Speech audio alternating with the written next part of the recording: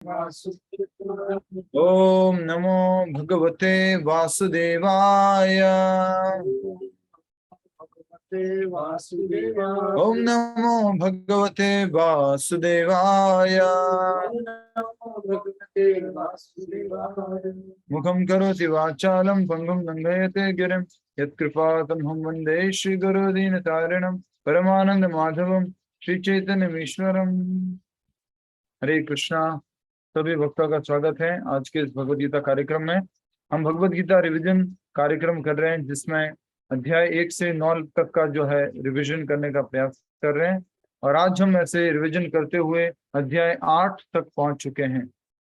अध्याय 8 जिसका नाम है भगवत प्राप्ति। अध्याय 7 का नाम था भगवत ज्ञान और अध्याय 8 का नाम है भगवत प्राप्ति। तो ये जो अध्याय है, अध्याय 7, 8, 9, 10, 11, 12, 13, ये 12 तक ये जो अध्याय है वो क्या है? भक्ति योग के अध्याय है और इसमें विशेष करके भगवान अपने बारे में, अपनी शक्तियों के बारे में और उनको किस प्रकार से हम भक्ति कर सकते हैं उसके बारे में बताते हैं। तो आज हम अध्याय 8 शुरू कर रहे हैं और इस अध्याय का जो हिंदी में नाम है वो है भगवत प्राप्ति। मैं आप सभी से पूछना चाहूंगा उसका संस्कृत नाम क्या है? अक्षर ब्रह्म योग। अक्षर परा ब्रह्म योग। यस, अक्षर पर ब्रह्म योग। ये जो है 8वें अध्याय का संस्कृत नाम है अक्षर पर ब्रह्म योग। इंग्लिश में नाम है अटेनिंग द सुप्रीम। ठीक है, तो पहले तो इसके सेक्शन लिख लीजिए, कौन कौन से सेक्शन में क्या क्या है और उसके बाद में हम डिटेल में पढ़ेंगे। बहुत ही कम श्लोक है इस अध्याय में। कितने श्लोक है इस अध्याय में? टोटल 28 श्लोक हैं जी। तो हम पूरा कर पाएंगे इस समय पर। आप सभी से रिक्वेस्ट करते हैं कि पीछे मछलियों की तरफ ध्यान न दें और इस क्लास में जो बात हो रही है उसके ऊपर ध्यान दें। देख रहा हूँ कुछ लोग ऐसे बैठे हुए हैं, ओरिजिनल है वो, मैंने स्क्रीन नहीं लगा रखी है।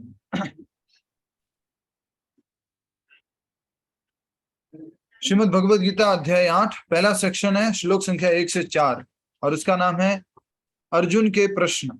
अंग्रेजी में नाम है अर्जुनास क्वेश्चंस। और सेक्शन नंबर 2 है श्लोक संख्या 5 से 9 और उसका जो टाइटल है वह है रिमेम्बरिंग कृष्णा, भगवान श्री कृष्ण का स्मरण। सेक्शन नंबर 3 भाग नंबर 3 श्लोक संख्या 10 से 13 और इसका टाइटल है प्योर डिवोशनल सर्विस, शुद्ध भक्ति। हिंदी में शुद्ध भक्ति। और सेक्शन नंबर 4 श्लोक संख्या 14 से 16 और उसका नाम है मटेरियल एंड स्पिरिचुअल वर्ल्ड्स, भौतिक तथा आध्यात्मिक जगत।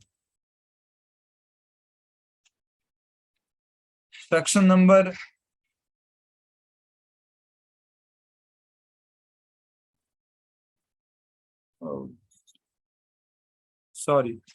मैंने एक दूसरा सेक्शन लिखवा लिया आपको बीच में जी। तो आपने कौन कौन सा लिखा? मैं श्लोक संख्या चेंज करवाऊंगा। पहला सेक्शन लिखा है आपने, एक जना बोलिए, कोई भी। सुमन माता जी बोलिए। हरे कृष्ण। अर्जुन के प्रश्न 1 से 4। अर्जुन के प्रश्न 1 से 4। दूसरा 5 से 9 भगवान कृष्ण का स्मरण, कृष्ण भगवान का स्मरण। ठीक है, उसके बाद 10 से 13 शुद्ध भक्ति जी। 10 से 13 जो है योग मिश्र भक्ति है, योग मिश्र भक्ति। संस्कृत इंग्लिश दोनों में सेम है, योग मिश्र भक्ति 10 से 13। और 14 से 16 जो आपने लिखा था शुद्ध भक्ति, शुद्ध। ओके। 14 से 16 शुद्ध भक्ति। और 17 से 22 सेक्शन नंबर 5 भौतिक तथा आध्यात्मिक जगत। और उसके बाद है लास्ट वाला सेक्शन श्लोक संख्या 23 से 28 और उसका नाम है devotional service includes all. Hindi में नाम है भक्ति जो सभी योगों को रखती हैं, भक्ति जो सभी योगों को रखती हैं। ठीक है, लिख लिया सबने? शुरू करें? हरे कृष्णा। तो आप बता दीजिएगा जहां पर भी सेक्शन पूरा हो रहा है। सेक्शन नंबर 1, और इनको पहले समझ में आ गया।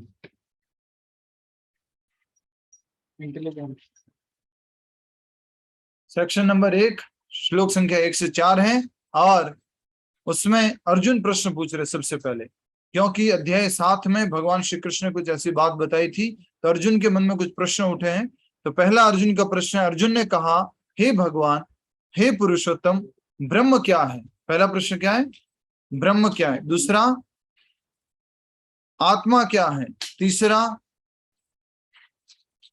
ब्रह्म क्या है। दूसरा, आत्मा क्या है। और तीसरा, सकाम कर्म क्या है।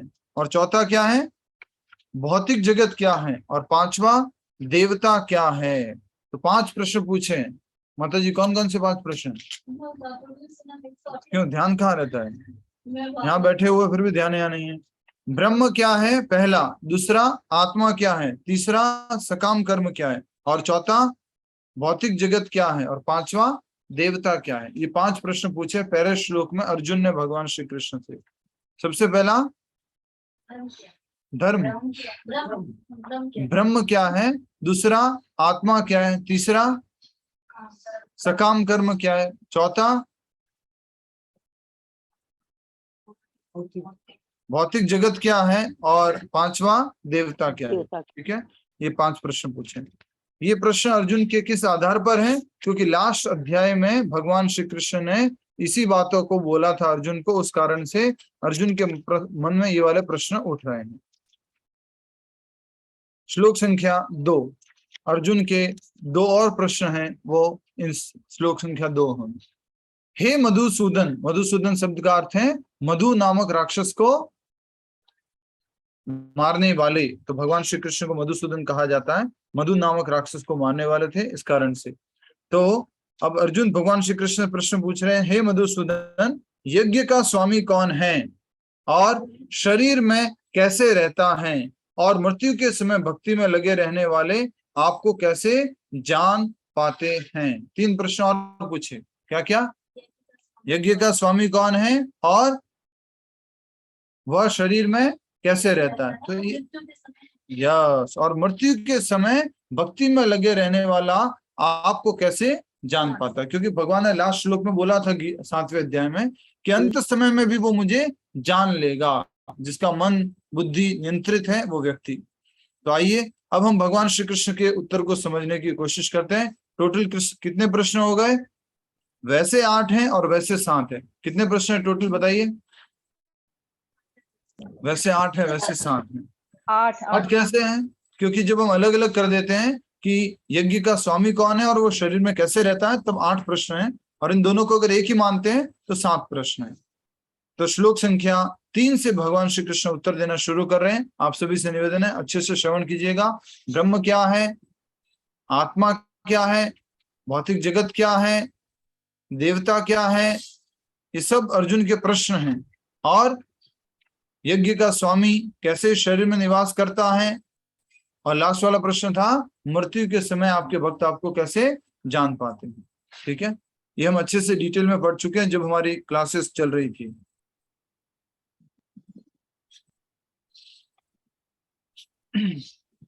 श्लोक संख्या 3, भगवान ने कहा, अविनाशी और दिव्य जीव ब्रह्म कहलाता है, और उसका नित्य स्वभाव अध्यात्म या आत्म कहलाता है।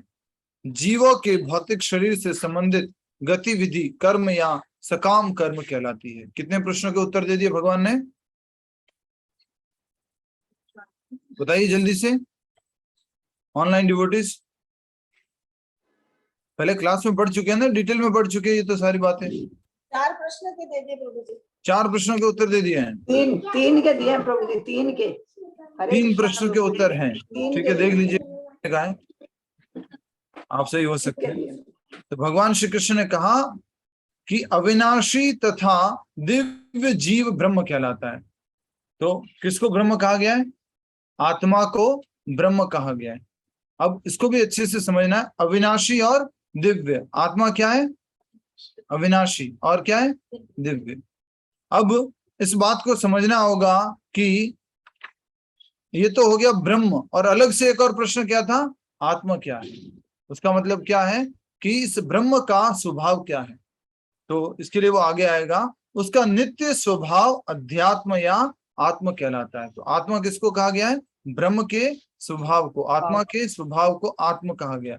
और वो क्या है स्वभाव उसका, आध्यात्मिक। ठीक है, आध्यात्मिक। तीसरा, जीवों के भौतिक शरीर से संबंधित गतिविधि कर्म या सकाम कर्म कहलाती है। जीवों के भौतिक शरीर से संबंधित जो भी कार्य है उसको क्या कहेंगे, बताइए।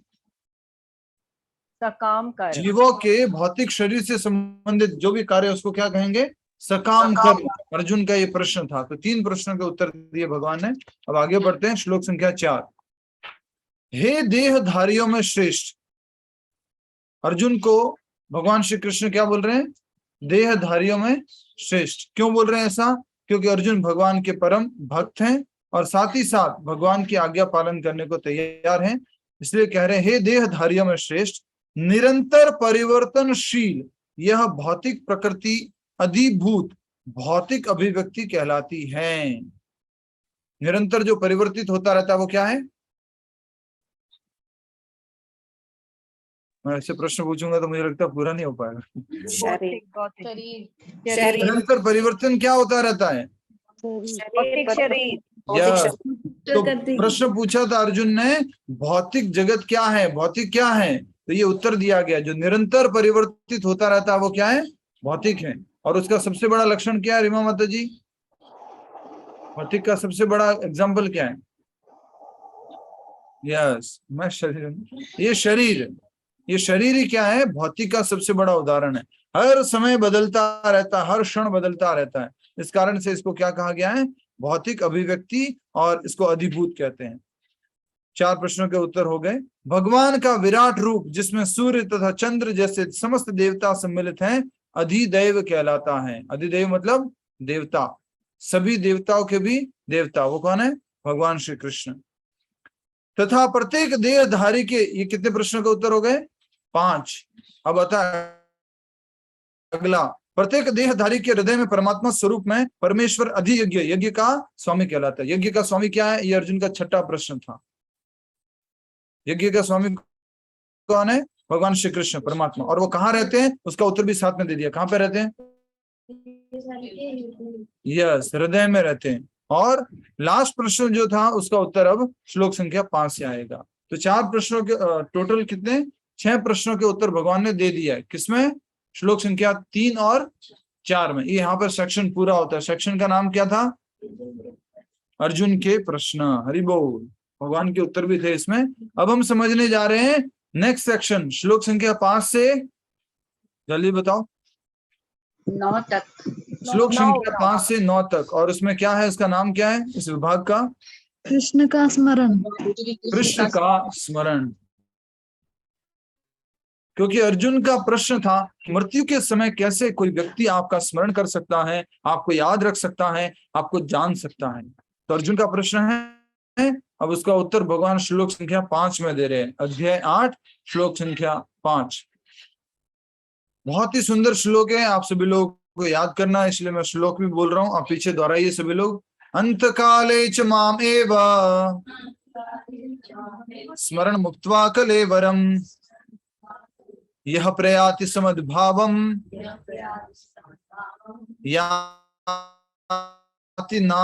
याति नास्ति अत्र संशया।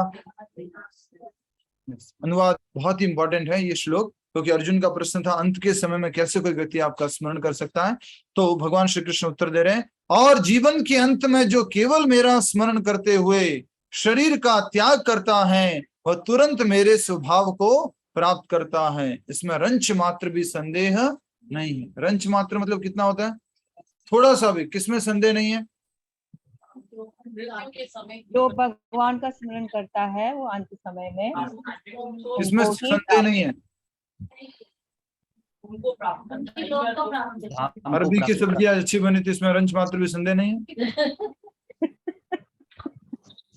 तो भगवान श्री कृष्ण के धाम जाते हैं, इस बात में रंच मात्र भी संदेह नहीं है। कौन व्यक्ति? अंत काले च मामेव, जो अंत काल में भगवान का स्मरण करता है वो भगवान के धाम जाता है। और कब?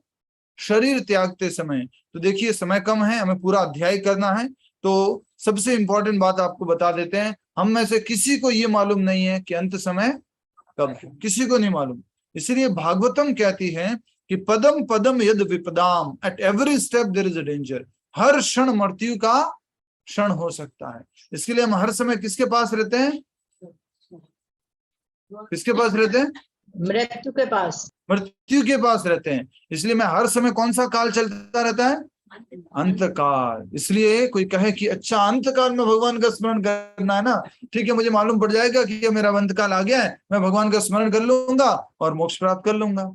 ऐसा नहीं होता है। इसके लिए यहाँ पर कहा जा रहा है कि हमें अंत काल में भगवान का स्मरण करना, और अंत काल अभी है, आज है, आज से शुरू अभी है।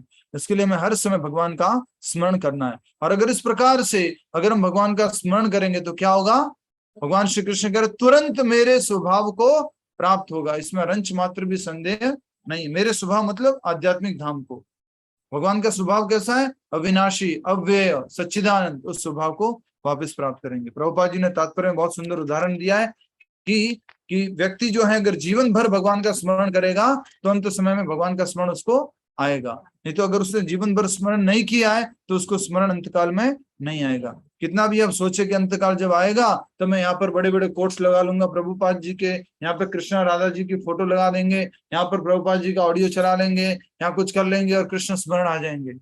ऐसे नहीं आता, अभ्यास से ही आता है, जो कि 6ठे अध्याय में भगवान ने बताया था।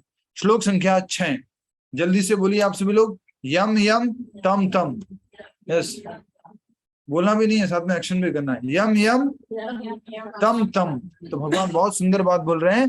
हे कुंती पुत्र, शरीर त्यागते समय मनुष्य जिस जिस, यम यम मतलब जिस जिस भाव का स्मरण करता है वह तम तम मतलब उस भाव को निश्चित रूप से प्राप्त होता है। तो मृत्यु के समय जैसा भाव हमने रखा, उसी भाव को, उसी प्रकार के शरीर को, उसी चेतना वाले शरीर को वो व्यक्ति प्राप्त करेगा। इसमें भी कोई संदेह नहीं है। ऐसा भगवान यहाँ कृष्ण साफ साफ बता रहे हैं। और इसी तात्पर्य में प्रभुपाद जी ने बहुत सुंदर स्टोरी बताई थी। वो किसकी थी? महाराज भरत की। क्या बात है, सबसे छोटे माता जी आगे निकल रहे हैं। तो जड़ भरत की स्टोरी बताई थी। और जड़ भरत जो थे मृत्यु के समय किसका स्मरण किए? हिरण का स्मरण किए, इसलिए अगले जीवन में हिरण बन गए। और इस प्रकार से साक्षात प्रमाण मिलता है श्लोक का कि अंत समय में जैसा हमारा मन, जैसी हमारी चेतना रहती है वैसा ही हमें शरीर प्राप्त होता है।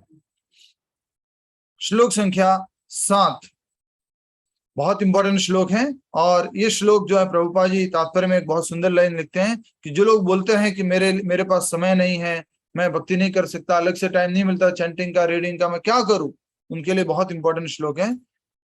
तस्मात् सर्वेषु कालेषु, बोलो, माम अनुस्मर युद्धश्च मयि अर्पित मनो बुद्धिर मामे वेश्य संशयः। अनुवाद। अतएव हे अर्जुन, तुम्हें सदैव कृष्ण रूप में मेरा चिंतन करना चाहिए। अतएव क्यों बोला भगवान ने? अतएव क्यों बोला? यस, अगर अंत काल में स्मरण करोगे तो मेरे धाम आओगे, या जैसे जैसे चेतना में मरोगे उसी प्रकार का शरीर प्राप्त। अतएव तुम क्या करो? हमेशा कृष्ण रूप में मेरा स्मरण करो। ये हमेशा याद रखना। जैसे आज हमने यहाँ पर ठाकुर जी का अभिषेकम किया, इसे पूरा दर्शन में याद होना चाहिए। आज भगवान ने ऐसी पगड़ी पहनी हुई है, ऐसे बांसुरी है, ऐसे लकुटी है, ऐसे उनके गले के हार हैं, इस प्रकार से फूलों की माला है। ये पूरा का पूरा हमें याद होना चाहिए। आप में से कितने लोगों को मालूम है आज कलर क्या है भगवान के पोशाक का? येलो ग्रीन मिक्स है। नहीं, आप लोग को नहीं, जो यहाँ क्लास में यहाँ बैठे उनके लिए, ठीक है। तो इस प्रकार से हमेशा हमें भगवान का स्मरण करना है। तस्मात् सर्वेषु कालेषु। कुछ लोग बोलते हैं सुबह 5 मिनट कर लो, बहुत हो गया भगवान का नाम, इससे ज्यादा करने की जरूरत नहीं है। भगवान 5 मिनट में खुश हो जाते हैं। यहाँ पे क्या लिखा हुआ है? तस्मात् सर्वेषु कालेषु माम अनुस्मर युद्धस्य। हमेशा हर समय मेरा चिंतन करो। अनुवाद पढ़िए, सभी लोगों से निवेदन है, अनुवाद पढ़िए। अतएव हे अर्जुन, तुम्हें सदैव कृष्ण रूप में मेरा चिंतन करना चाहिए और साथ ही युद्ध करने के कर्तव्य को भी पूरा करना चाहिए। युद्ध करने का काम भी करना है, युद्ध भी करना है, और साथ में क्या करना है? भगवान श्री कृष्ण का चिंतन भी करना है। सब्जी भी बनानी है, ऑफिस का घर का काम भी करना है, साथ में भगवान का चिंतन भी करना है, जाप भी करना है, चैंटिंग भी करना है साथ में। मतलब ऐसे नहीं सब्जी हिला रहे और हरे कृष्ण कृष्ण कृष्ण, हाँ ऐसे नहीं, ठीक है। चिंतन मतलब मन में स्मरण चल रहा है, चिंतन चल रहा है, ठीक है। आगे बढ़िए। अपने कर्मों को मुझे समर्पित करके, भगवान क्या कह रहे हैं? अपने कर्मों को मुझे समर्पित करके, हर एक कर्म हमें भगवान को अर्पण करना है, और अपने मन तथा बुद्धि को मुझ में स्थिर करके तुम निश्चित रूप से मुझे प्राप्त कर सकोगे। भगवान को प्राप्त करने के लिए क्या क्या किसमें स्थिर करना होगा? मन और बुद्धि को भगवान में स्थिर करना होगा, वह बहुत ही इंपॉर्टेंट है। और अपने कर्मों को भोग करना होगा। हम अपने कर्मों को भोग करेंगे और मन और बुद्धि को भगवान को समर्पण करेंगे तो हम भगवान को प्राप्त कर सकते हैं। भगवान को समर्पित फलों को भगवान को देने समर्पित करना है। एक्चुअली मैं किस लिए पूछता हूँ ऐसा मालूम है? तेरे को पानी पीने को टाइम मिल जाता है। तो क्या बोला जा रहा है? अपने कर्मों को भगवान को समर्पण करना है और मन और बुद्धि को भगवान में फिक्स करना है, भगवान में स्थिर करना है। नेक्स्ट श्लोक संख्या 8। श्लोक संख्या 8 देखिए, और 8 बहुत ही इंपॉर्टेंट श्लोक है। फिर से, हे पार्थ, जो व्यक्ति मेरा स्मरण करने में अपना मन निरंतर लगाए रखकर अविचलित भाव से भगवान रूप में मेरा ध्यान करता है, वह मुझको अवश्य ही प्राप्त होगा। फिर से एक बात आ गई है, कौन सी? असंशयः, कोई डाउट नहीं है। किसमें कोई डाउट नहीं है? कि अगर कोई व्यक्ति मेरा ध्यान करेगा, मेरा स्मरण करेगा, तो मेरे को प्राप्त होगा, मुझे प्राप्त होगा, ऐसा करके भगवान जो है बता रहे हैं। 2 श्लोक हो गए, श्लोक संख्या 7 और 8। उसमें सीधा सीधा भगवान कह रहे हैं कि कृष्ण रूप में मेरा चिंतन करना, और 8वें में क्या कह रहे हैं? जो व्यक्ति मेरा स्मरण करने में अपना मन निरंतर लगाए रखकर अविचलित भाव से भगवान के रूप में मेरा ध्यान करता है, वह मुझको अवश्य प्राप्त होता है। अवश्य भगवान को प्राप्त होते हैं, इसमें भगवान श्री कृष्ण बोल रहे हैं। तो दूसरा सेक्शन कहां तक है? श्लोक संख्या 9 तक है। तो ये जो अगला श्लोक आ गया है 9 नंबर का श्लोक, ये भी बहुत इंपॉर्टेंट श्लोक है।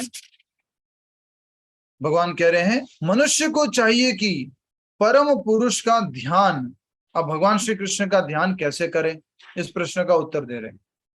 भगवान श्री कृष्ण का स्मरण कैसे करें, ध्यान कैसे करें, इसका उत्तर दे रहे भगवान। तो सबसे पहले कह रहे हैं ध्यान सर्वज्ञ, सर्वज्ञ मतलब सब कुछ जानने वाला।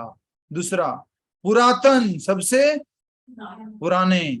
नियंता, कंट्रोलर। लघुतम से भी लघुतर, छोटे से भी छोटे।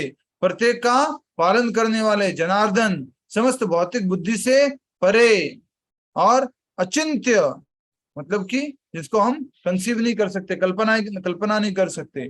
और तथा नित्य पुरुष के रूप में करें। तो भगवान का चिंतन करने के यहाँ पर ऑप्शन बताए गए, तरीके बताए गए। किस किस रूप में? वापिस बोलिए। सर्वज्ञ, पुरातन, नियंता, लघुतम से भी लघुतर, प्रत्येक का पालन करता, समस्त भौतिक बुद्धि से परे, अचिंत्य तथा नित्य पुरुष के रूप में करे।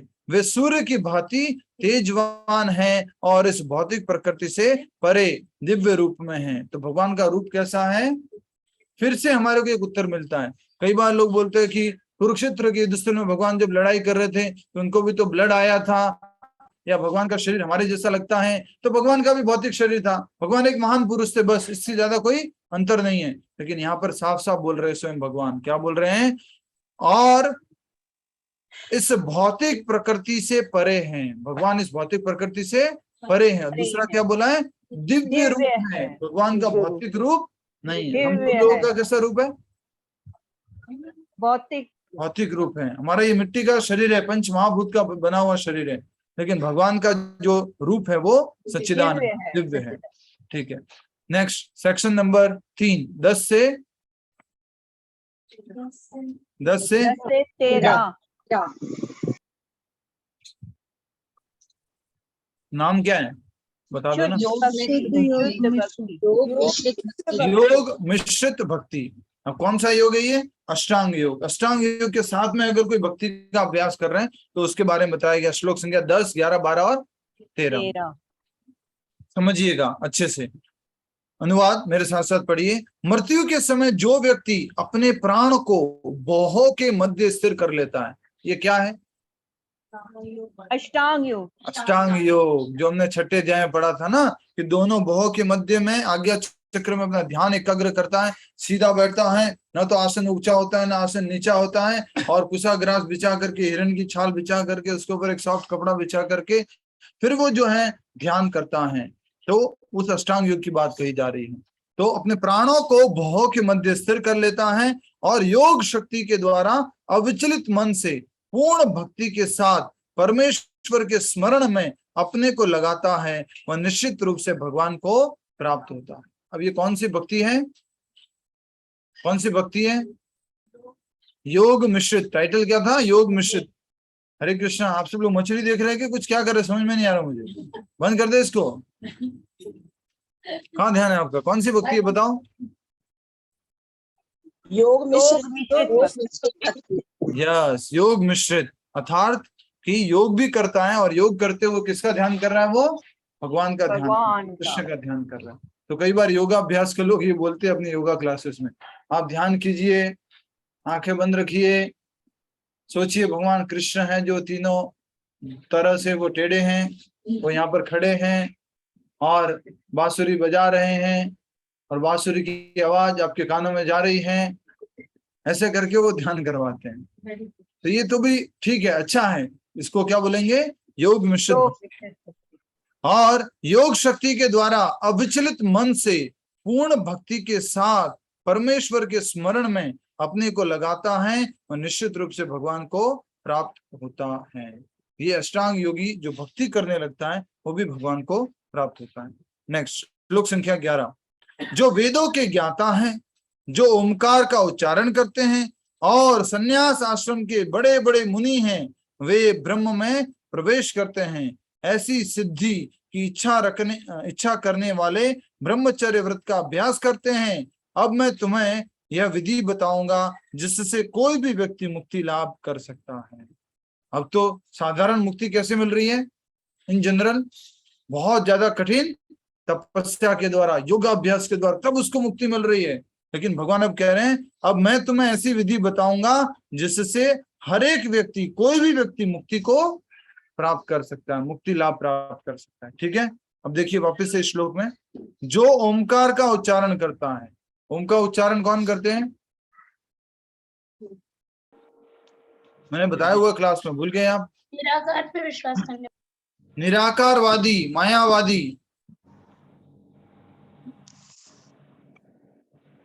क्योंकि ओमकार क्या है? भगवान का निराकार प्रतिरूप, भगवान का ध्वनि प्रतिरूप।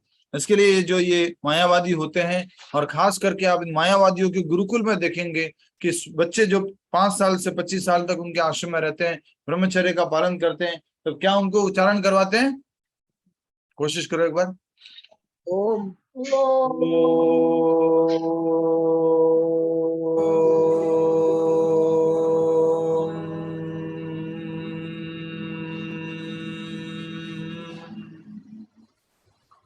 तो किसका स्मरण करवा रहे हैं? भगवान कृष्ण का ही है, पर किस रूप में? निराकार रूप में। फिर भी ये देखिए, ओम के मायावादी सन्यासी, मायावादी लोग प्रचार करते ऐसा, और बोलेंगे क्या? ओम का ध्यान करते हुए, ओम का उच्चारण करते हुए कृष्ण को ध्यान करो। सीधा सीधा बोलते हैं, ओम बोलो और यहाँ पे ऐसे ध्यान करो कि कृष्ण आए हुए हैं। तो ये जो साकार भक्ति है ना, वो टॉप मोस्ट है, क्योंकि भगवान क्या है? भगवान एक व्यक्ति है, साकार एक व्यक्ति है, सगुण साकारवादी है। इस कारण से भगवान की भक्ति जो है टॉप मोस्ट है, जो सगुण साकारवादी भक्ति है। पूरा एक बार फिर से पढ़ लेते हैं। जो वेदों का ज्ञाता है, जो ओमकार का उच्चारण करते हैं और संन्यास आश्रम के बड़े बड़े मुनि हैं, वे ब्रह्म में प्रवेश करते हैं। ब्रह्म मतलब भगवान का निराकार प्रतिरूप। नेक्स्ट, ऐसी सिद्धि की इच्छा करने वाले ब्रह्मचर्य व्रत का अभ्यास करते हैं। अब मैं तुम्हें यह विधि बताऊंगा जिससे कोई भी व्यक्ति मुक्ति का लाभ कर सकता है। तो ये बात किसके लिए थी? ज्ञान योगियों के लिए, मायावादी के लिए, जो भगवान के निराकार ब्रह्म में प्रवेश करना चाहते हैं। श्लोक संख्या 12। समस्त इंद्रिय क्रियाओं से विरक्ति को योग की स्थिति, योग धारणा कहा जाता है। योग में एक स्थिति आती है, अष्टांग योग में। कौन सी स्थिति बोलिए? धारणा। साफ साफ लिखा हुआ धारणा। धारणा। धारणा तो 8 स्टेज होती है। कौन कौन सी? रीमा माता जी योग करते हो बताइए। माता जी योग करते हो बताइए ऐसे। हाँ, यम नियम आसन यम नियम प्राणायाम प्रत्याहार ध्यान धारणा और समाधि। समाधि। आसन, आसन ध्यान धारणा समाधि। तो ये धारणा कहा जा रहा है। तो धारणा की कौन सी स्टेज है? जब इंद्रिय क्रियाओं को, इंद्रियों की क्रियाओं को योग की स्थिति से उसने क्या कर लिया है? नियंत्रित कर लिया है, विरक्त कर लिया है। और इंद्रियों के समस्त द्वारों को बंद करके मन को हृदय में और प्राणवायु को सिर पे केंद्रित करके मनुष्य अपने को योग में स्थापित करता है। बहुत सुंदर उदाहरण के साथ समझ लीजिए। वैसे समय तो कम है, जल्दी से कर लेते हैं। मान लीजिए कोई व्यक्ति बिजनेस करता है, ऑफिस का काम करता है। उसको अपने ऑफिस के काम पे ध्यान देना चाहिए, दूसरों के ऑफिस पे ध्यान देना चाहिए? अपने ऑफिस पे ध्यान देना चाहिए। वो बाहर देखता रहता है, अच्छा इसने ये किया, उसने ये किया, उसका ऐसा हो गया, उसका इतना प्रॉफिट हुआ, ये किया। तो यहाँ बताया जा रहा है कि बाहर के इंद्रिय क्रियाओं को तो क्या कर दो? रोक दो। और मन को किसमें लगाओ? अपने अंतर आत्मा में लगाओ, अपने आध्यात्मिक उत्थान में लगाओ। इसलिए कहा जा रहा है मन को हृदय में तथा प्राणवायु को सिर में। प्राणवायु क्या होती है? जो श्वास, खास करके तो सिर पे केंद्रित करके मनुष्य को योग में स्थापित करता है। तो ये बहुत इंपॉर्टेंट बात बताई। किसके लिए? अष्टांग योगी के लिए। इसलिए क्या नाम है इसका? योग मिश्रित भक्ति। श्लोक संख्या 13। इस योगाभ्यास में स्थित होकर तथा अक्षरों के परम संयोग यानी ओमकार का उच्चारण करते हुए यदि कोई भगवान का चिंतन करता है और अपने शरीर का त्याग करता है तो निश्चित रूप से आध्यात्मिक लोकों को जाता है। क्या करते हो? भगवान का ध्यान करता है तो चाय पीते हुए ना। हाँ, योग मिश्रित योगाभ्यास करते हैं, भगवान का चिंतन, ओमकार का उच्चारण करते हैं। ओमकार का उच्चारण करते हुए, ओमकार का उच्चारण कर रहा है, भगवान का ध्यान कर रहा है। और उस समय अगर वो शरीर त्याग करता है तो वो किसको प्राप्त करेगा? आध्यात्मिक लोक को। क्यों?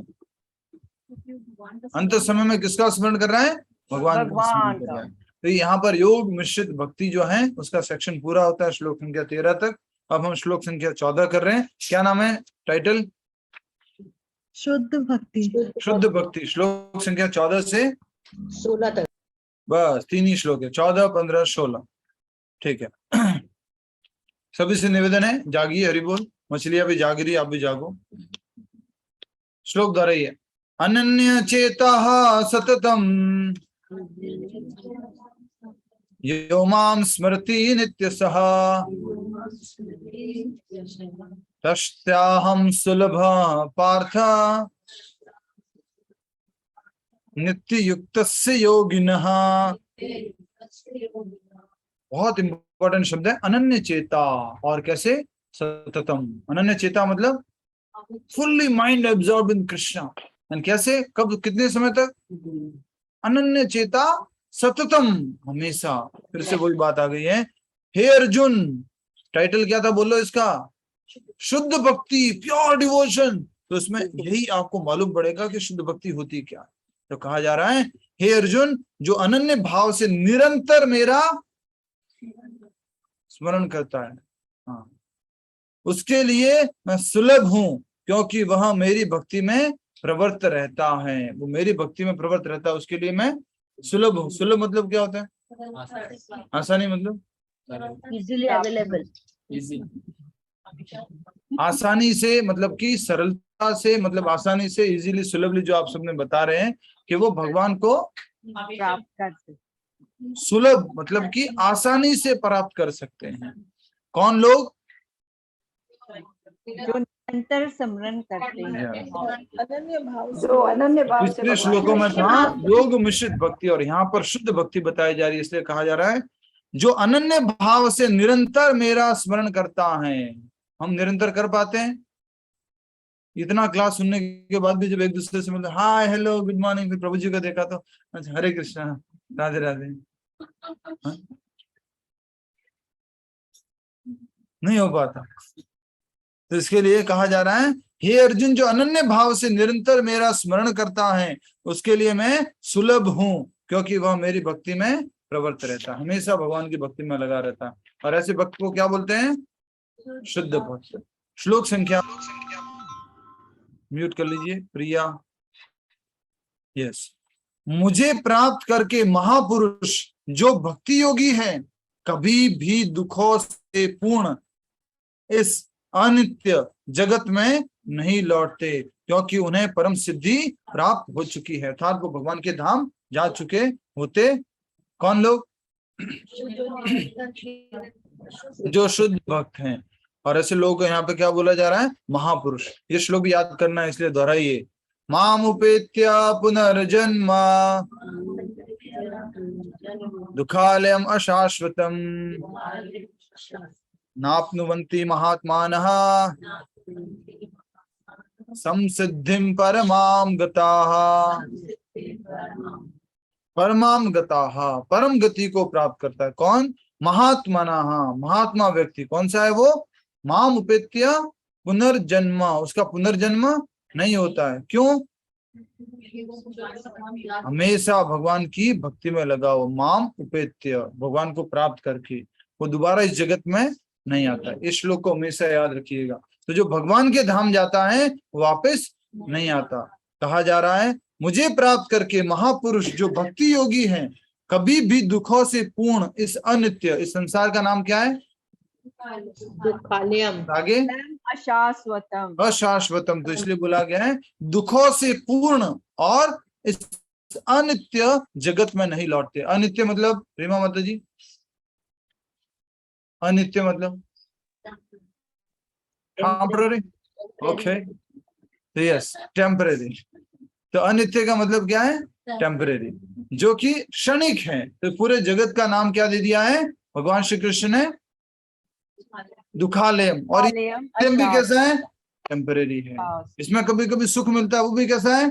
टेम्पररी है। इसलिए कहा जा रहा है दुखालयम अशाश्वतम। और ऐसे जगत में कभी नहीं लौटते ये भक्ति योगी, क्योंकि उन्हें परम सिद्धि प्राप्त हो चुकी होती है। श्लोक संख्या 13, 14, 15 कितने श्लोक थे?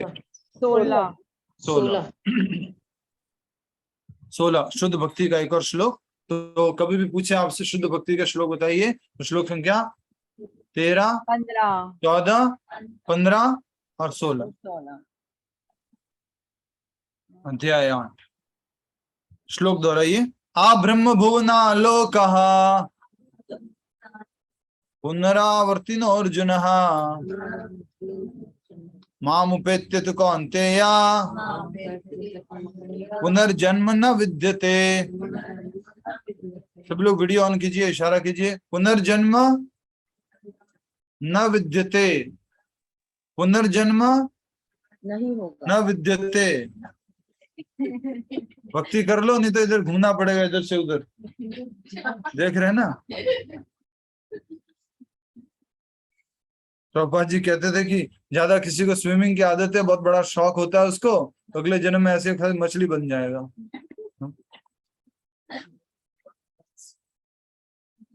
कितना भी 56 भोग बना उसके तो काम का नहीं है, राइट? बहुत सुंदर एक उदाहरण है, वो पूरा कर लेते हैं क्योंकि प्रभुपाद जी का एक फेवरेट उदाहरण है। मान लीजिए यहाँ से एक बहुत ही सुंदर मछली को, golden fish, yellow fish, blue green जो भी है, उसको लेकर के आप 5 स्टार होटल में जाते हैं और वहां उसको एक बहुत बढ़िया किंग साइज बेड पे सुला देते हैं और उसके सामने बढ़िया बड़ा एलसीडी एलईडी टीवी स्क्रीन लगा देते हैं और साथ में इसको अलग अलग खाने की सुविधाएं, पीने की सुविधाएं, हुक्का पानी सब कुछ रख लेते हैं। तो क्या वो खुश रह पाएगा? मछली जी वो तड़पती रहती है क्योंकि उसके पास पानी नहीं है। मछली है तो है पानी मछली नहीं जल है। की रानी है, जल्दी चाहिए। जीवन उसका पानी। पानी तो पानी से अगर उसको बाहर निकाल दिया तो मर जाएगी। आप उसको कह रहे हैं, बबीता माता जी कह रहे हैं कि लो मछली बढ़िया एकदम बीकानेर वाला का समोसा लो। विभा माता जी कह रहे हैं कि ये देखो बंगाली रसगुल्ला खाओ मछली।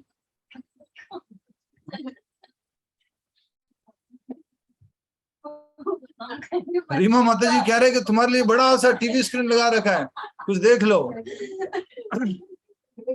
तो कुछ होगा क्या? मछली को कुछ होगा? मछली रो रही है, तड़प रही है और क्या बोल रही है? मुझे कुछ भी नहीं चाहिए, मुझे ना तो ये 5 स्टार होटल चाहिए, ना एसी चाहिए, ना कुछ भी नहीं चाहिए, मुझे तो कुछ थोड़ा कहीं पानी में छोड़ दो। वैसे ही हम सब लोग आत्मा हैं और हम कहाँ रहते हैं? हमारा जल कौन सा है? अध्यात्म। हम आत्मा रूपी मछली का जल कौन सा है? अध्यात्म। और इस अध्यात्म से बाहर आकर के कितना भी हम कोशिश करते हैं भौतिक जगत से, भौतिक जगत की सुविधाओं से संतुष्ट होने की, हम कभी भी संतुष्ट नहीं हो पाते। इसलिए हमेशा हमें किधर की तरफ जाना है? वापस अध्यात्म की तरफ जाना है। हम आत्मा है और आत्मा अध्यात्म में ही तैर सकती है, भौतिक दुनिया में नहीं तैर सकती है। इसलिए बोलते हैं हाबू डुबू भाई, भौतिक जगत में हाबू डुबू करता रहता है। मतलब क्या? हाँ ये अच्छा लगा, फिर थोड़ी देर बाद नहीं नहीं अच्छा नहीं लगा। हर समय उसको जो है कुछ न कुछ डिससेटिस्फैक्शन, कुछ इस प्रकार से असंतुष्टि अनुभव होती रहती है।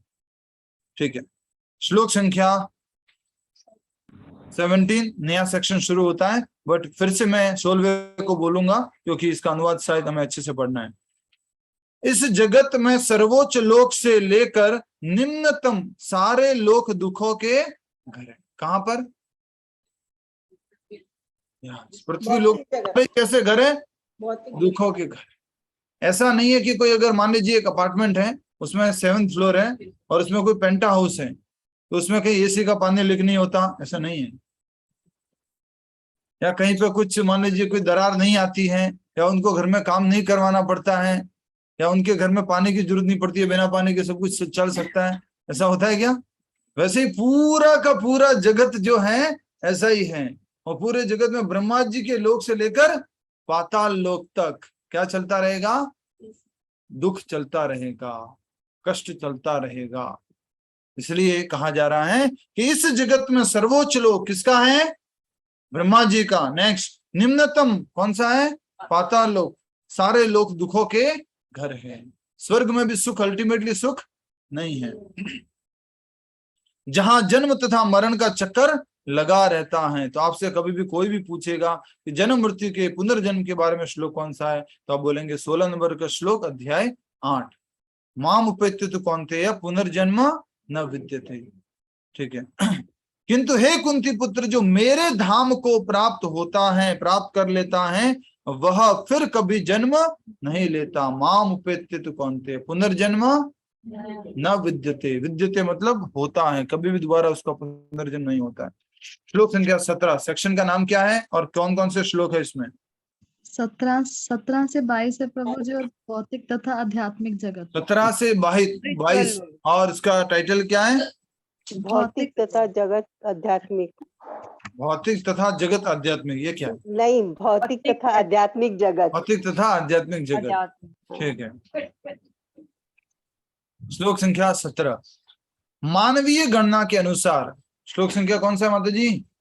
Radhe Radhe, good morning. कौन सा श्लोक चल रहा है? ठीक है। सो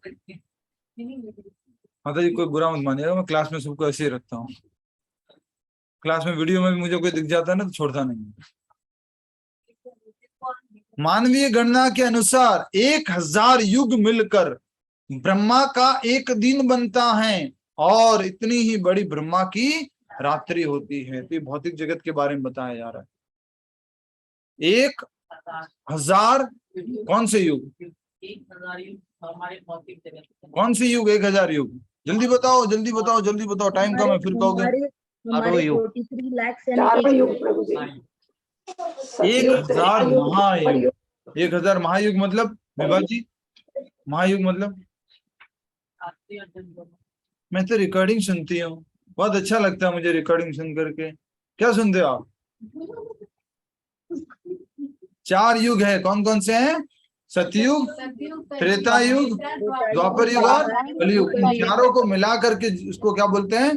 महायुग बोलते हैं। तो जब चारों युगों का 1000 बार चक्र पूरा होता है तो ब्रह्मा जी का एक दिन अर्थात रात नहीं है, उसमें ओनली 12 घंटे।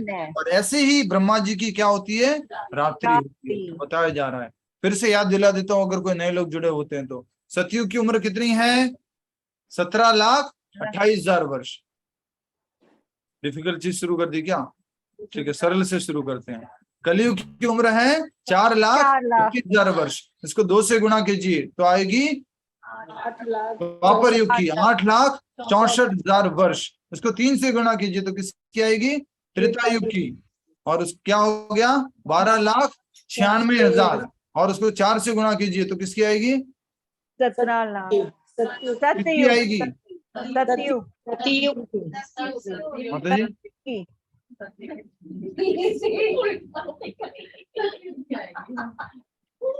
अनुप जी नहीं आ रहे अभी। सतयुग का मतलब है उसकी उम्र कितनी है? 17,28,000 वर्ष। ठीक है, लोग दिल पे हाथ रख लेते हैं, अरे अचानक प्रश्न पूछ लिया। छोटा हो जाता जी नहीं, अटेंशन यहाँ पर रहना है पूरा, इसलिए हम इसे ऐसा करते हैं। ठीक है, हरि बोल, हरे कृष्णा। ये चारों युग मिल करके इसको 1000 से गुणा करेंगे तो चारों युगों का टोटल कितना होता है? जल्दी बोलो। 43,20,000 वर्ष। 43,20,000 ईयर्स। ये क्या हो गया? चारों युगों का टोटल। इसको 1000 से गुणा करेंगे तो क्या आएंगे? ब्रह्मा जी के 12 एक घंटे दिन 12 घंटे। और उसको डबल करेंगे तो 24 घंटे, अर्थात कि एक पूरा दिन और रात। और उसको फिर हम 30 से गुणा करेंगे तो क्या आएगा? एक महीना। उसको 12 से गुणा करेंगे तो क्या आएगा? एक साल। और उसको फिर 100 से गुणा करेगा तो क्या आएगा? ब्रह्मा जी की आयु। ब्रह्मा जी की पूरी आयु आएगी। कैलकुलेटर नहीं कर पाता ये पूरा काम। नेक्स्ट, श्लोक संख्या 18।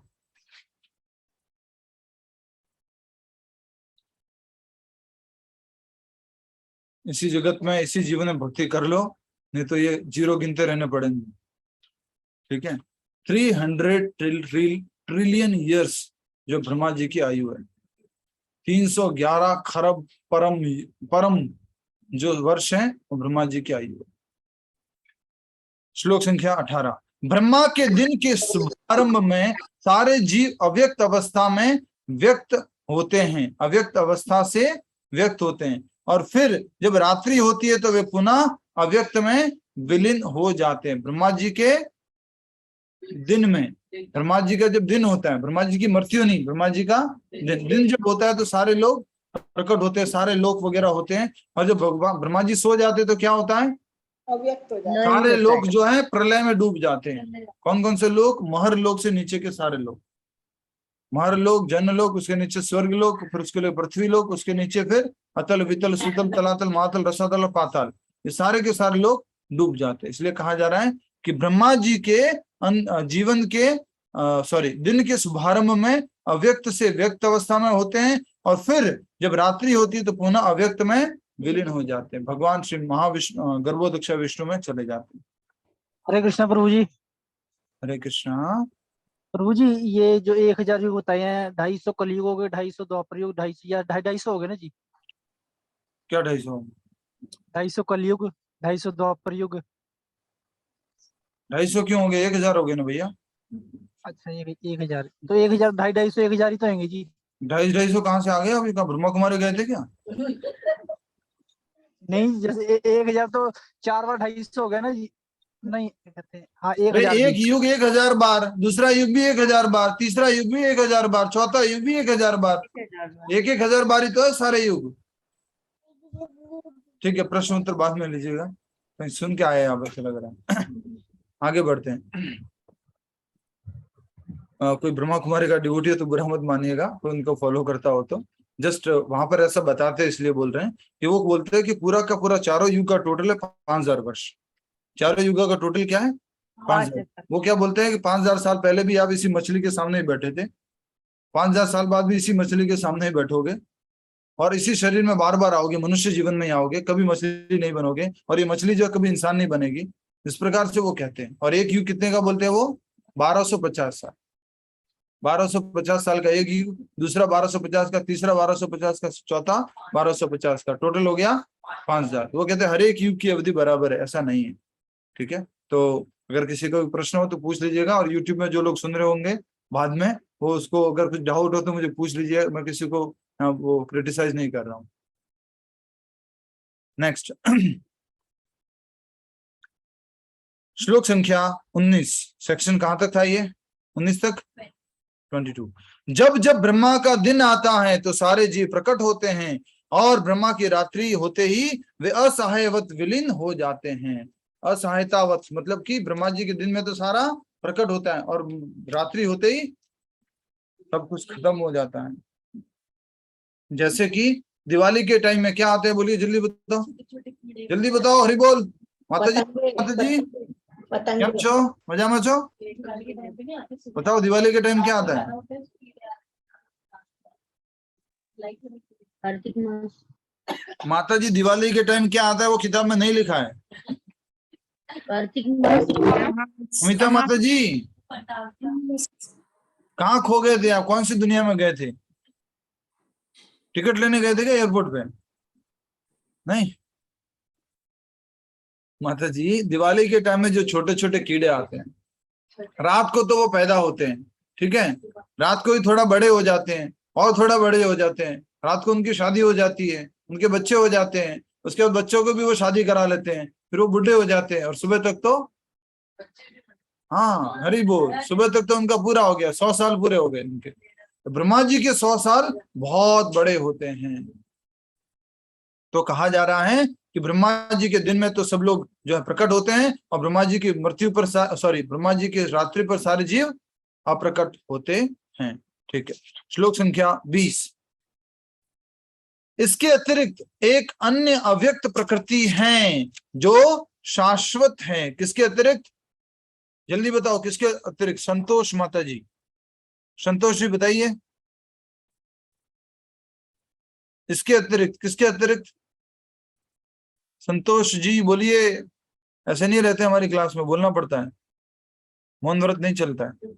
मालूम हमें कैसे पड़ेगा सुन रहे कि नहीं सुन रहे आप? यस, कौन बताएंगे?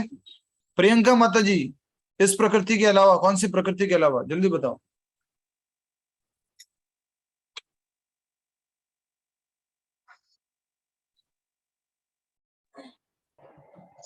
हरे कृष्ण प्रभु जी। वाचा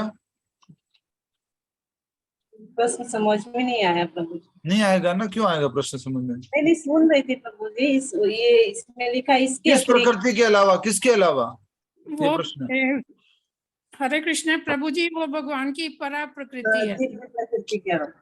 ठीक है, शांति रखिए बाकी लोग। तो बताया जा रहा है, इस श्लोक के सीरीज का टाइटल क्या था? भौतिक तथा आध्यात्मिक प्रकृति। तो भौतिक के बारे में तो बता दिया कि भौतिक प्रकृति में ऐसे ब्रह्मा जी के दिन होने पर सब जीव प्रकट होते हैं, ब्रह्मा जी की रात्रि पे अप्रकट होते हैं। इसके अलावा भी कोई प्रकृति है, जैसे कि हमने 7वें अध्याय में पढ़ा था, भूमि रापो नलो वायु खम मनो बुद्धि रेवच। ये तो क्या है? अपरा प्रकृति। इसके अलावा भी प्रकृति इतस्त अन्याम, एक और अन्य प्रकृति है, वो कहा जा रहा है परस्तस्मास्तु भावो अन्यो। जल्दी से समझ लीजिए, इसके अतिरिक्त एक अन्य अव्यक्त प्रकृति है जो शाश्वत है। भौतिक प्रकृति कैसी है? बोलिए। अशाश्वत। और आध्यात्मिक प्रकृति कैसी है? शाश्वत। ठीक है, और इस व्यक्त तथा अव्यक्त पदार्थ से परे है। व्यक्त होता है और अव्यक्त होता है। कौन? पदार्थ। पदार्थ क्या होता है? व्यक्त होता है। और इतना टाइम क्यों लग रहा है? पदार्थ मतलब क्या? व्यक्त होता है और अव्यक्त होता है मतलब क्या? प्रकट और विलीन। शरीर जो है वो प्रकट होता है और अप्रकट होता है। जैसे कि ट्विन टावर अभी यहाँ नोएडा में गिराया गया, तो पहले वो नहीं था, आज से 15 साल पहले नहीं था, 15 साल पहले, ठीक है, नहीं 13 साल पहले नहीं था, फिर वो प्रकट हो गया, और अभी क्या हो चुका है, 7 मिनट के अंदर अंदर प्रकट हो गया। तो वैसे ही हमारा शरीर जो है पहले अप्रकट था, अभी क्या हो गया है, प्रकट हो गया, और कुछ समय बाद राख बन जाएगा। इसलिए कहा जा रहा है कि आध्यात्मिक जगत जो है वो कभी भी नाश नहीं होता है, और वो कैसा है, अविनाशी है और पदार्थ से परे हैं, व्यक्त और अव्यक्त पदार्थ से। समझ गए ना, व्यक्त पदार्थ मतलब क्या और अव्यक्त पदार्थ मतलब क्या। नेक्स्ट, यह परा श्रेष्ठ और कभी नाश न होने वाली है। जब इस संसार का सब कुछ लय हो जाता है तब भी उसका नाश नहीं होता है। किसका नाश नहीं होता है, संसार का नाश हो जाएगा, सब कुछ नष्ट हो जाएगा, लेकिन किसका नाश नहीं होगा, परा प्रकृति। और वो परा प्रकृति का एग्जाम्पल कौन है, आत्मा, आध्यात्मिक प्रकृति, आत्मा, आत्मा। हरे कृष्णा। ठीक है, कोई बात नहीं, सहन करना सीखना चाहिए जीवन में, सहन करना ये सबके इम्पोर्टेंट चीज है। तो जो शरीर है वो तो क्या है, अपरा, और आत्मा क्या है, परा। शरीर क्या होता है, नष्ट होता है, लेकिन आत्मा नष्ट नहीं होती। शरीर क्या है, अशाश्वतम, आत्मा क्या है, शाश्वतम। आत्मा क्या है, सच्चिदानंद, और शरीर क्या है, असत, अच्चिद और निरानंद। ठीक है, क्लियर है। गला दुखने आ गया जी। हरे कृष्णा। श्लोक संख्या 21, जिसे वेदांती अप्रकट तथा अविनाशी बताते हैं, जो परम गंतव्य है, जिसे प्राप्त कर लेने पर कोई वापस नहीं आता, वही मेरा परम धाम है। भगवान अपने परम धाम की परिभाषा बता रहे, डेफिनेशन बता रहे। क्या है वो, सबसे पहला, जिसे वेदांती क्या बोलते हैं, अप्रकट। हमें ये भौतिक जगत तो प्रकट रूप में दिख रहा है, यस और नो रीमा माता जी, भौतिक जगत तो प्रकट रूप में दिख रहा है, ये भी प्रकट होता है, अप्रकट होता है। कब अप्रकट होता है ये भौतिक जगत,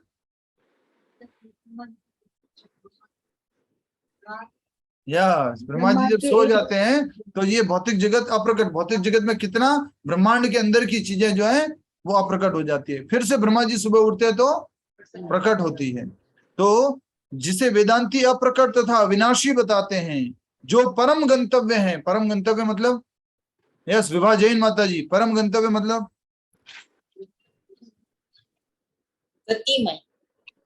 यस विभा जैन माता जी। हरे कृष्णा प्रभु, मैं आपको ऑलरेडी मैसेज कर चुकी हूँ, मैं थोड़ा सॉरी आपको नहीं बोलना था, मुझे उनसे पूछा। विजय जैन माता जी। हरे कृष्णा। यस विजय जैन माता जी। परम धाम की तरफ, भगवान की धाम, डेस्टिनेशन, परम गंतव्य, परम लक्ष्य। तो भगवान श्री कृष्ण का धाम क्या है, हमारा परम लक्ष्य है, परम गंतव्य है, जिसे प्राप्त कर लेने पर कोई वापस नहीं आता। लेकिन भौतिक जगत में कहाँ चले जाओ, ब्रह्मा जी के पास भी चले जाओ तो भी वापस आना पड़ता है। वही मेरा परम धाम है, भगवान का परम धाम है, वो है गोलोक वृंदावन धाम। तो वहां जाने पर कभी वापस नहीं आते। श्लोक संख्या 22, भगवान जो सबसे महान हैं, अनन्य भक्ति द्वारा ही प्राप्त किए जा सकते हैं। यद्यपि वे अपने धाम में विराजमान रहते हैं तो भी वे सर्वव्यापी हैं और उनमें सब कुछ स्थित है। भगवान कहाँ पर बैठे हुए हैं, भगवान अपने धाम में गोलोक वृंदावन में है, साथ ही साथ वो क्या है, सर्वव्यापी है। किस रूप में सर्वव्यापी है, परमात्मा,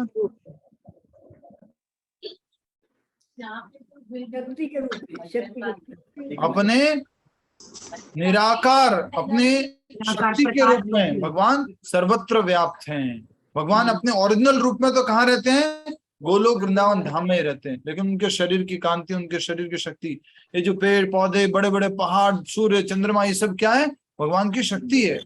और ये भगवान इसमें डायरेक्टली नहीं दिखेंगे आपको, वो शक्ति के रूप में दिख रहे हैं।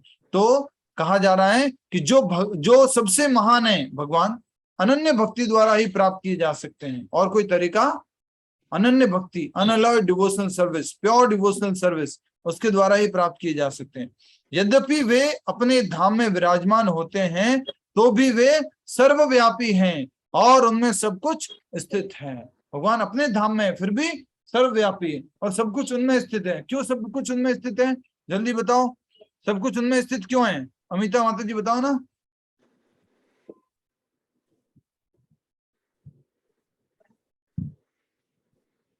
अच्छा नहीं माता जी बताइए। रेणु सत्यन महाजन बताइए, आप बताओ सब कुछ भगवान में कैसे स्थित है?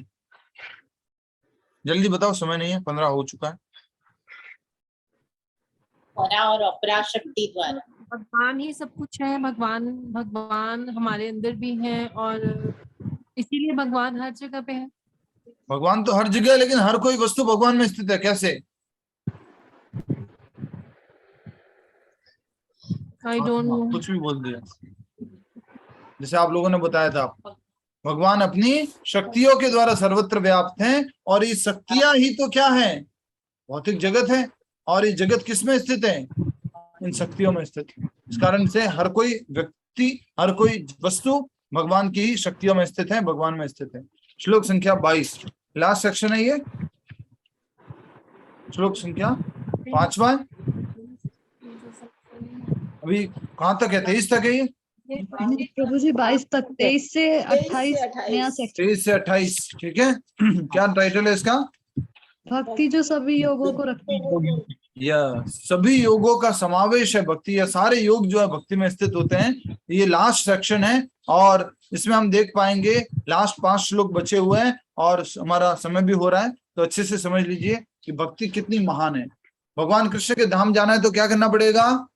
भक्ति करनी पड़ेगी। और भगवान कृष्ण के धाम जाने पर हम वापस आ सकते हैं। जब नहीं आ सकते। नहीं आ सकते प्रभु जी। कभी नहीं आना होगा। ये आ भी नहीं सकते और कोई भी आना भी नहीं चाहेगा, ठीक है। श्लोक संख्या 23। हे भरत श्रेष्ठ, अब मैं तुम्हें उन विभिन्न कालों को बताऊंगा जिनमें संसार से प्रयाण करने के बाद योगी पुनः आता है अथवा नहीं आता। तो बता रहे हैं कि मैं ऐसे टाइम को बताऊंगा, ऐसे समय को बताऊंगा जब कोई योगी, अष्टांग योगी शरीर छोड़ता है तो या तो पुनः आएगा या वापस नहीं आएगा, ठीक है। टाइम बता रहे हैं। श्लोक संख्या 24। जो परब्रह्म के ज्ञाता हैं वे अग्नि देव के प्रभाव में, प्रकाश में, दिन के शुभ क्षण में, शुक्ल पक्ष में या जब सूर्य उत्तरायण में रहता है, उन 6 मासों में इस संसार से शरीर त्याग करने पर उस परब्रह्म को प्राप्त होते हैं। ये कौन है? अष्टांग योगी। तो अष्टांग योगी अगर इस प्रकार से शरीर त्याग करते हैं, उजाले में, प्रकाश में, सूर्य उत्तरायण में हो तब, शुक्ल पक्ष में, तब वो जो है परब्रह्म को प्राप्त होते हैं। परब्रह्म कौन? भगवान श्री कृष्ण का निराकार प्रतिरूप। अगेन रिपीट कर रहा हूं, भगवान कृष्ण नहीं, भगवान श्री कृष्ण का निराकार प्रतिरूप जो ब्रह्म ज्योति है वो। श्लोक संख्या 25। जो योगी धुएं रात्रि कृष्ण पक्ष में या सूर्य के दक्षिणायन में रहने के 6 महीनों में दिवंगत होता है, वह चंद्रलोक को जाता है, किंतु वहां से पुनः पृथ्वी पर चला आता है। पिछले श्लोक का जस्ट अपोजिट है। पिछले श्लोक में क्या क्या था? प्रकाश प्रकाश प्रकाश, और इसमें क्या है? अंधेरा अंधेरा अंधेरा। तो कहा जा रहा है कि वो चंद्रलोक को जाता है और किंतु वहां जाने पर फिर से पुनः पृथ्वी पर चला आता है, ठीक है। नेक्स्ट श्लोक संख्या 26। वैदिक मतानुसार इस संसार में प्रयाण करने के 2 मार्ग हैं, एक प्रकाश तथा दूसरा अंधकार। समझ आया? तो जा रहे हैं, उनको मिठाई का बॉक्स दे दो। वैदिक मतानुसार इस संसार में प्रयाण करने के 2 मार्ग हैं। कौन कौन से? एक तो प्रकाश में और एक अंधकार में। एक तो प्रकाश में और दूसरा अंधकार में। जब मनुष्य प्रकाश के मार्ग से जाता है तो वह वापस नहीं आता, किंतु अंधकार के मार्ग से जाने वाला पुनः लौटकर आता है। ये किसके लिए है? अष्टांग योगी के लिए। भक्ति योगी के लिए कोई टेंशन लेने की बात है क्या? वो कभी नहीं सोचता है कि कब जा रहे हैं, कब मृत्यु होगी, क्या है, उसको वो सब कुछ प्लानिंग करने की आवश्यकता नहीं है। नेक्स्ट श्लोक संख्या 27। इसमें साफ साफ बताया गया है कि भक्त को कोई लेना देना नहीं है कि वो कब शरीर छोड़ता है। सभी लोग ध्यान से देखिए, समझ लीजिए। श्लोक संख्या 27। हे अर्जुन, सभी लोग दोहराइए, हे अर्जुन, यद्यपि भक्तगण इन दोनों मार्गों को जानते हैं, किंतु वे मोहग्रस्त नहीं होते। अतः तुम भक्ति में सदैव स्थिर रहो। या साहब, तो भक्ति करते रहो, नाम जप करते रहो, कीर्तन करते रहो, चिंतन करते रहो। आपको ये नहीं सोचना है कि मैं कब शरीर त्याग रहा हूँ, सुबह के 4 बजे हैं कि रात को 10 बजे हैं, दोपहर है या अंधेरा है या शुक्ल पक्ष है या कृष्ण पक्ष है, सूर्य दिख रहा है या चंद्रमा दिख रहा है, ये सब आपको सोचने की आवश्यकता नहीं है। किसको सोचने की आवश्यकता नहीं है? भक्त को। कौन बोल रहा है ये? भगवान कृष्ण बोल रहे हैं। किसको बोल रहे हैं? अर्जुन को बोल रहे हैं। यद्यपि भक्तगण दोनों मार्गों को जानते हैं, भक्तगण दोनों बातें जानते हैं, ये शुक्ल पक्ष में ऐसा होता है, कृष्ण पक्ष में ऐसा होता है, फिर भी वो कभी भी ऐसे मोहग्रस्त नहीं होते और सदैव भक्ति में स्थित रहते हैं। श्लोक संख्या 28, श्लोक दोहराइए। वेदेषु यज्ञेषु तपस्सु चैव दानेषु यत् पुण्यफलं प्रदिष्टम् अत्येति तत्सर्वमिदं विदित्वा योगी परमस्थानमुपेति चाद्यम्। वेरी इंपॉर्टेंट श्लोक है।